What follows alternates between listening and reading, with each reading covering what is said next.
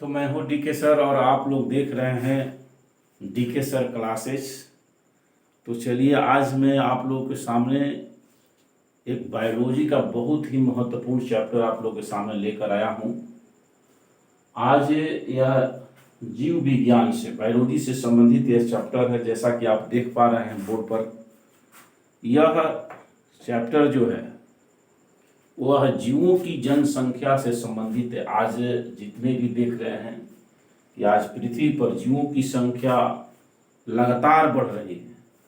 यहाँ तक कि कहा जा सकता है कि जीवों की संख्या एक विस्फोट के साथ बढ़ रही है। जैसे मानव की जनसंख्या को आप ले लें तो मानव की जनसंख्या बहुत तेजी से बढ़ रही है, इसी तरह से लगभग हर जीवों की संख्या पृथ्वी पर तेजी से बढ़ रही है। आखिर इसका वैज्ञानिक कारण क्या है? तो इस प्रश्न का वैज्ञानिक कारण है यह क्रिया जनन। यानी जनन एक ऐसी क्रिया है जिसके द्वारा जीव जो है पृथ्वी पर अपने जैसे संतान उत्पन्न करता है और उत्पन्न करके इस पृथ्वी पर अनवरत अपने अस्तित्व को बनाए रखता है।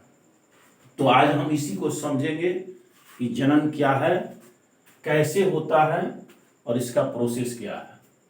तो देखिए, जनन जो है, जनन का अंग्रेजी होता है रिप्रोडक्शन। तो रिप्रोडक्शन आप ऐसे भी समझ सकते हैं कि व्हाट इज रिप्रोडक्शन। जो हमारे सीबीएसई से पढ़ने वाले विद्यार्थी हैं तो रिप्रोडक्शन उनके लिए अलग से है कि मैं इंग्लिश में रिप्रोडक्शन का चैप्टर बना दिया हूँ, एक वीडियो है, उसको आप देख सकते हैं। तो रिप्रोडक्शन जो है, जनन किसे कहते हैं? अगर कोई पूछे आपसे कि रिप्रोडक्शन किसे कहते हैं, जनन किसे कहते हैं, तो पहला प्रश्न इससे उठता है कि जनन किसे कहते हैं। जनन किसे कहते हैं? जनन किसे कहते हैं? तो हम कहेंगे कि जनन एक ऐसी जैविक क्रिया है। इसका उत्तर हम देंगे कि जनन एक ऐसी जैविक क्रिया है। ध्यान से समझिए और बिल्कुल आराम से मैं बता रहा हूं, आप इसको लिख भी सकते हैं। जनन एक ऐसी क्रिया है जिसके द्वारा जीव, यानी कहे कि सभी जीव, जनन एक ऐसी क्रिया है जिसके द्वारा सभी जीव अपने जैसा जीव उत्पन्न करते हैं। तो जनन एक जैविक क्रिया है। जैविक क्रिया का मतलब ये जीवों के अंदर होने वाली क्रिया है, ये जीवों में होती है। तो जैविक जनन एक जैविक क्रिया है। बहुत सारी जैविक क्रियाएं हैं, जैसे श्वसन है, पाचन है, उत्सर्जन है, श्वसन है। तो ये बहुत सारे जीवों में बहुत सारी क्रिया हैं। एक वीडियो मेरा आप लोगों को जैविक क्रियाओं पर भी है, इसको भी आप देख सकते हैं। तो जैविक क्रिया, ये जैविक क्रिया यानी जीवों के अंदर होने वाली क्रिया है। तो इस तरह से जनन एक ऐसी जैविक क्रिया है जिसके द्वारा जीव अपने जैसा जीव उत्पन्न करता है। और यही क्रिया के कारण, जैसे मैंने बताया कि पृथ्वी पर जीवों का अस्तित्व कैसे बना रहता है, तो पृथ्वी पर जीवों का अस्तित्व इसी क्रिया के द्वारा बना रहता है, यानी जैविक क्रिया के द्वारा। सभी जीव जो भी हैं, चाहे वो पौधा हो, चाहे वो जंतु हो, चाहे वो सूक्ष्म जीव हो, सभी इस जनन क्रिया के द्वारा अपने जैसा जीव उत्पन्न कर लेते हैं और इस तरह से उनकी संख्या जो है अनवरत बनी रहती है। अब जैसा कि आप कुछ सुन रहे हैं कि कुछ जीवों की जनसंख्या घट रही है, तो घटने का कारण है, जैसे अभी आप हम लोग के क्षेत्र में जो गिद्ध है, वल्चर, गिद्धों की संख्या जो अनवरत घटती जा रही है, इनकी संख्या बहुत कम होती जा रही है। इसका कारण क्या है? और भी बहुत सारे जीव हैं जो जैसे शुतुरमुर्ग वगैरह भी और बहुत सारे हैं जिनकी जनसंख्या भी, गौरैया है, गौरैया पक्षी, आप स्पैरो गौरैया का नाम सुने होंगे। तो ये गौरैया पक्षी की संख्या भी अनवरत घट रही है। क्यों घट रही है? क्योंकि इनकी जनसंख्या में वृद्धि नहीं हो रही है। जनन, अब उसमें कारण है कि जितने भी रासायनिक पदार्थों का इस्तेमाल आज हो रहा है दिनों दिन, तो उस रासायनिक पदार्थों के इस्तेमाल के कारण उनके अंडे जो है मैच्योर होने के पहले ही फट जा रहे हैं, इसलिए उनकी जनसंख्या घटती जा रही है। तो एक अलग मैटर है। तो आज हम जनन को लेकर चलते हैं। जनन किसे कहते हैं? तो जनन एक ऐसी जैविक क्रिया है जिसके द्वारा जीव अपने जैसा जीव उत्पन्न करते हैं। तो ये हो गया जनन किसे कहते हैं। अब अगला प्रश्न आता है कि जनन कितने प्रकार के होते हैं। तो यहां हम लिखेंगे जनन के प्रकार, जनन के प्रकार। इसको इंग्लिश में लिख सकते हैं kinds of reproduction, kinds of reproduction यानी जनन के प्रकार। जनन कितने प्रकार के होते हैं, काइंड्स ऑफ रिप्रोडक्शन। तो देखिए जनन मुख्य रूप से दो प्रकार के होते हैं। जनन जो है वो दो प्रकार के होते हैं। पहला है लैंगिक जनन, लैंगिक जनन इसको कहते हैं लैंगिक जनन। इसको इंग्लिश में कहते हैं sexual reproduction, sexual reproduction, sexual reproduction इसको कहेंगे। और दूसरा है अलैंगिक जनन, अलैंगिक जनन इसको कहते हैं। दूसरा है अलैंगिक जनन, इसको कहते हैं asexual reproduction, asexual reproduction, sexual reproduction, asexual reproduction. तो देखिए लैंगिक जनन इसके दोनों के नाम में ही परिभाषा है। ध्यान दीजिए, आपके दोनों के नाम से ही परिभाषा आपको स्पष्ट हो जाएगा। सेक्सुअल रिप्रोडक्शन यानी इसमें सेक्स ऑर्गन भाग लेगा, लैंगिक अंग भाग लेगा। असेक्सुअल यानी एसेक्सुअल रिप्रोडक्शन, अलैंगिक जनन यानी इसमें सेक्स ऑर्गन भाग नहीं लेगा। अब इसको इस तरह से समझना है पहला को कि वह जनन जिसमें लैंगिक अंग भाग लेता है तो उसे कहेंगे सेक्सुअल रिप्रोडक्शन। अब कहेंगे लैंगिक अंग क्या होता है। तो देखिए जीवों में रिप्रोडक्शन करने के लिए, जनन करने के लिए, जैसे जनन क्रिया को करने के लिए बहुत सारे जीवों में लैंगिक अंग होता है। जैसे हम मानव में देखें तो मानव में भी मेल और फीमेल के अलग अलग लैंगिक अंग होते हैं और उन लैंगिक अंगों के दोनों, मेल और फीमेल दोनों के लैंगिक अंग के आपस में मिलने के फलस्वरूप रिप्रोडक्शन की क्रिया होती है। तो इस तरह से वैसे जीव जिसमें रिप्रोडक्शन के लिए, जिसमें जनन के लिए लैंगिक अंग भाग लेते हैं तो उसको हम कहते हैं सेक्सुअल रिप्रोडक्शन। जैसे हम ह्यूमन में कहें, जैसे ह्यूमन मानव में, ह्यूमन हो गया मानव, तो मानव में इसी तरह का रिप्रोडक्शन होता है। इसके बाद ऑल एनिमल्स कह दें, ऑल एनिमल्स जितने भी जंतु हैं सब में, यानी इसको कहा जा सकता है कि सभी मेमल्स में, सभी जितने स्तनधारी है लगभग सब में लैंगिक जनन ही होता है। ऑल एनिमल्स, तो सभी में लैंगिक जनन होता है। तो इसमें लैंगिक अंग भाग लेता है, इसलिए इसको लैंगिक जनन कहते हैं। और दूसरा है इसमें लैंगिक अंग भाग नहीं लेता है। तो फिर कहिए कि लैंगिक अंग जब भाग नहीं लेता है तो इसमें जनन कैसे हो जाता है। हाँ, तो इसमें जनन इसलिए हो जाता है कि ये अलैंगिक जनन में किसी जीव के शरीर के किसी पार्ट से, जैसे आप देखते हैं कि ये लैंगिक जनन जो होता है बहुत सारे पौधों में होता है, पौधों में होता है और कुछ जीव भी है जैसे सूक्ष्म जीव है, तो इस सूक्ष्म जीवों में भी होता है अलैंगिक जनन। अब जैसे हम अलैंगिक जनन क्या होता है, इसमें मेल और फीमेल के लैंगिक अंगों का जो है जरूरत नहीं पड़ता है। जैसे एक पौधा है और इसकी क्या करते हैं, इसकी हम टहनी को, यहाँ से कुछ कोई टहनी है, इसको हम काट करके फिर लगा देते हैं और इसमें से एक नया पौधा बन जाता है। तो देखिए इसका एक पौधा से दो पौधा हो गया, इसकी जनसंख्या बढ़ गई, इसकी आबादी बढ़ गई, लेकिन इसमें किसी लैंगिक अंग की आवश्यकता नहीं हुई पौधा के एक पार्ट से।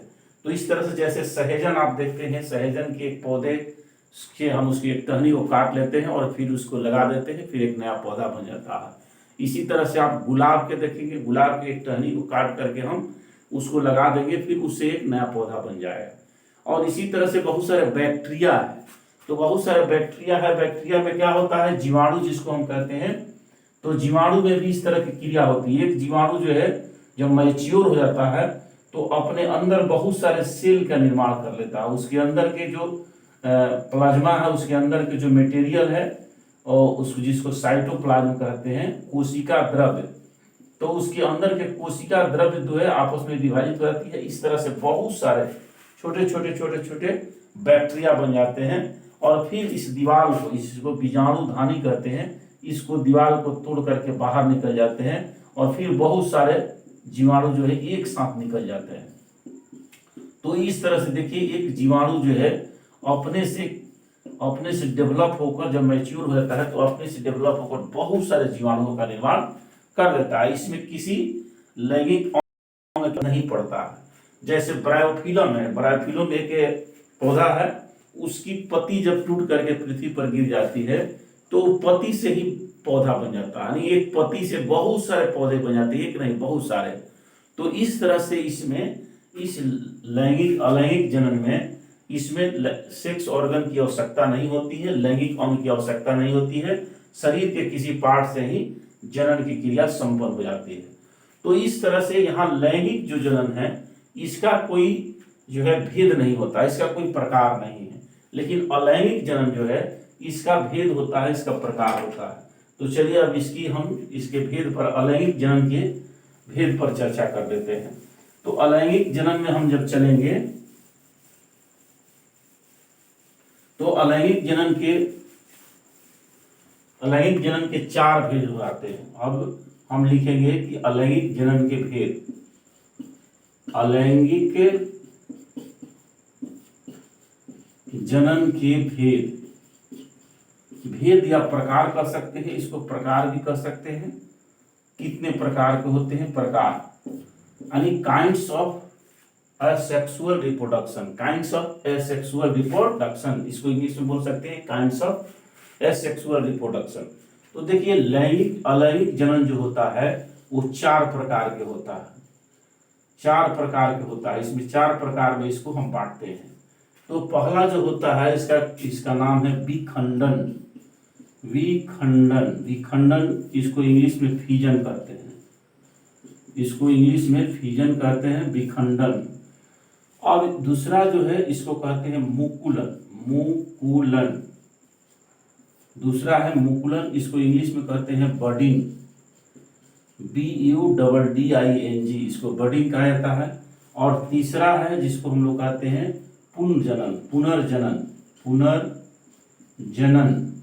पुनर्जनन, इसको कहते हैं रीजेनरेशन। रीजेनरेशन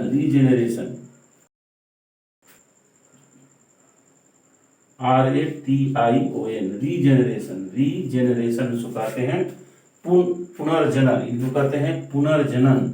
और चौथा जो है इसका नाम होता है बीजाणु जनन।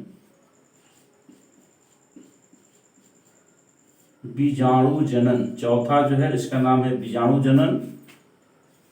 अस्पोरुलेशन।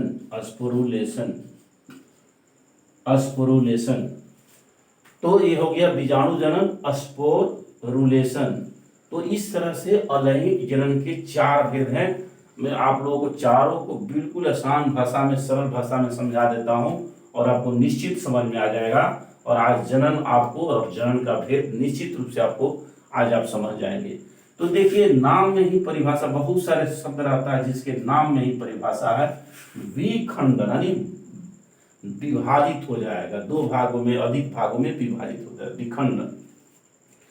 तो इसमें होता क्या है, विखंडन एक अलैंगिक जनन का ऐसा प्रकार है, विखंडन अलैंगिक जनन का एक ऐसा भेद है, ऐसा प्रकार है जिसमें किसी जीव के शरीर एक से 2 भागों में या 2 से अधिक भागों में, माने एक जीव है वो 2 भागों में टूट जाता है या 2 से अधिक भागों में टूट जाता है और फिर टूट करके उससे नए जीव बन जाते हैं। तो विखंडन, जैसे आप अमीबा का नाम सुने होंगे, तो अमीबा एक कोशिकीय जीव है जो समुद्री जीव है, समुद्रों में रहता है और का देवता भी कहा जाता है, यानी अपना आकार हमेशा बदलते रहता है, इसलिए इसको सी गॉड भी कहा जाता है। तो यह अमीबा जो है, अमीबा क्या करता है कि अमीबा जब मैच्योर हो जाता है तो यह अपने शरीर को 2 भागों में विभाजित कर देता है इस तरह से, और धीरे धीरे जो मटेरियल है बढ़ जाता है 2 भागों में और फिर टूट करके ये 2 अमीबा बन जाता है इस तरह से। तो इस क्रिया को हम लोग कहते हैं विखंडन। तो देखिए विखंडन जो है, इसको विखंडन को हम लोग 2 भागों में बांट देते हैं। विखंडन को दो भागों में बांटते हैं, एक को कहते हैं द्विखंडन, यानी द्विखंडन, इसके भी एक होता है बहुखंडन, बहुखंडन। तो विखंडन भी दो भागों में, फिजन को भी, विखंडन को भी दो भागों में बांटते हैं। कभी कभी ऐसा होता है कि एक जीव के शरीर दो भागों में टूटकर, एक जीव के शरीर दो भागों में टूटकर दो जीव बन जाता है, तो इसको दो भागों में बन गया, दो जीव बन गए, इसलिए इसको कहते हैं द्विखंडन, यानी दो भागों में बट गया। और एक होता है बहुखंडन। कभी कभी अमीबा में भी, अमीबा में दोनों होता है, द्विखंडन भी होता है, बहुखंडन भी होता है।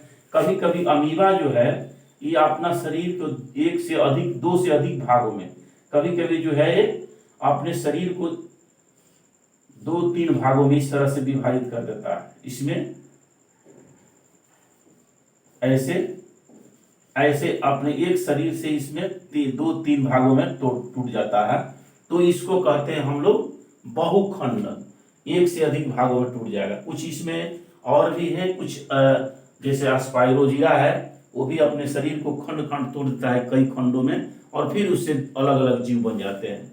तो इस तरह से ये है। इसके बाद आपको हाइड्रा में भी होता है, हाइड्रा भी है, हाइड्रा में भी अपने हाइड्रा के शरीर से दो टुकड़ा हो जाता है, फिर वो दोनों से जीव बन जाता है। तो इस तरह से विखंडन में कह रहा है कि विखंडन में किसी जीव का शरीर ही दो या दो से अधिक टुकड़ों में टूट जाएगा और फिर उससे नए नए जीव बन जाते हैं। तो इस तरह से विखंडन हो गया। और विखंडन को भी दो भेद, एक द्विखंडन, एक बहुखंडन। जब एक से दो जीव बनेगा तो द्विखंडन, और एक से बहुत सारे जीव बनेंगे तो उसको कहेंगे हम बहुखंडन। तो इस तरह से अब एक मुकुलन है। मुकुलन का देखिए अंग्रेजी के बर्डिंग, बर्डिंग का मतलब होता है, बर्ड मीन्स होता है कली, तो नया शब्द नहीं है। मुकुलन मतलब कली, कली इसको कह सकते हैं आप, इंग्लिश हिंदी में कली, इंग्लिश में बर्डिंग। तो इस मुकुलन में क्या होता है, दूसरा वाला में, कि किसी जीव के शरीर से एक मुकुल बन जाता है, एक बर्ड बन जाता है, एक कली बन जाती है। जैसे ऐसे एक हाइड्रा हम बना रहे हैं, देखिए हाइड्रा है, और हाइड्रा के शरीर से यहाँ क्या होता है कि एक तरह का ऐसे मुकुल निकलता है, कली निकलता है, और फिर यह आगे चलकर विकसित होकर के क्या करता है कि इस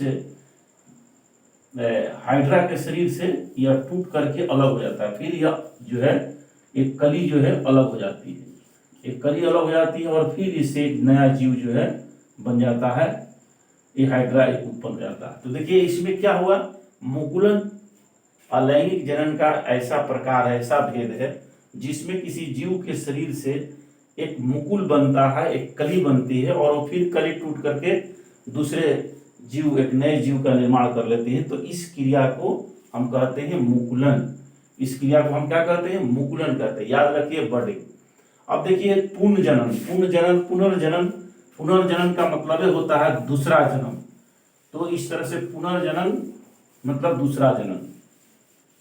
तो इसमें क्या होता है, पुनर्जनन, रीजेनरेशन। देखिए रीजेनरेशन माने पुनः आदमी की कहिए कि एक तरह से फिर जीव की नया एक जीवन मिल जाता है। तो इसमें होता क्या है कि किसी जीव का शरीर, कोई जीव है उसका शरीर जैसे प्राकृतिक रूप से दो भागों में टूट जाए या बीच से कट जाए, तो उस स्थिति में उस कटे हुए भाग से फिर से नए जीव बन जाते हैं। इसको हम कहते हैं रीजेनरेशन। तो ये बहुत सारे सूक्ष्म जीवों में होता है, कुछ सूक्ष्म जीवों में होता है, और ये जैसे अभी हमने बताया अस्पाइरोजिरा, अस्पाइरोजिरा में भी यह जनन की क्रिया होती है। अस्पाइरोजिरा का शरीर भी दो भागों में कट जाएगा तो उससे भी नए जीव की उत्पत्ति हो जाती है। तो इस तरह से हाइड्रा भी है, अस्पाइरोजिरा भी है, हाइड्रा के शरीर भी है, हाइड्रा के शरीर भी अगर कट जाएगा, अस्पाइरोजिरा, अस्पाइरोजिरा ये ऐसा जीव है जिसके अगर भाग, शरीर का भाग कट जाए दो भागों में। फीता कृमि भी है, जो हम लोग के पेट में रहता है फीता कृमि, तो वो जीव भी अगर कट जाएगा, अपने शरीर, उसके शरीर दो भागों में कट जाए या टूट जाए, तो दोनों भाग से पुनः दो जीव तैयार हो जाएंगे। इसको कहते हैं रीजेनरेशन। अस्पाइरोजिरा है, जैसे अस्पाइरोजिरा आप देख रहे हैं ऐसे इसकी आकृति होती है। तो ये अस्पाइरोजिरा जो है, अब इसकी शरीर जो है कई टुकड़ों में, इस तरह से इसके शरीर यहां से ऐसे कई टुकड़ों में टूट जाता है, और टूटने के बाद सभी टुकड़े से एक नए जीव की उत्पत्ति हो जाती है। तो इस तरह से सभी टुकड़े से एक एक नए जीव बन जाएंगे। तो इस जनन को हम लोग कहते हैं रीजेनरेशन, पुनर्जनन। और तीसरा देखिए जनन है बीजाणु जनन। इस जनन में क्या होता है कि एक बीजाणु का निर्माण होता है। एक बीजाणु धानी के अंदर बहुत सारे बीजाणु बनते हैं। जैसे इसको भी समझ लीजिए, ये जनन एक ऐसा है जो सबसे ज्यादा, इस जनन में सबसे ज्यादा जो है जीवों की जनसंख्या की उत्पत्ति होती है। सबसे ज्यादा बीजाणु जनन है। एक जीव से लाखों लाख जीव बन जाते हैं। इसीलिए ये जनन जो होता है सूक्ष्म जीवों में ज्यादा होता है। जैसे बैक्टीरिया हो गया, वायरस हो गया, ये सब में यह जनन होता है, या पौधों में भी होता है। इसमें होता क्या है कि एक बीजाणु धानी कहते हैं।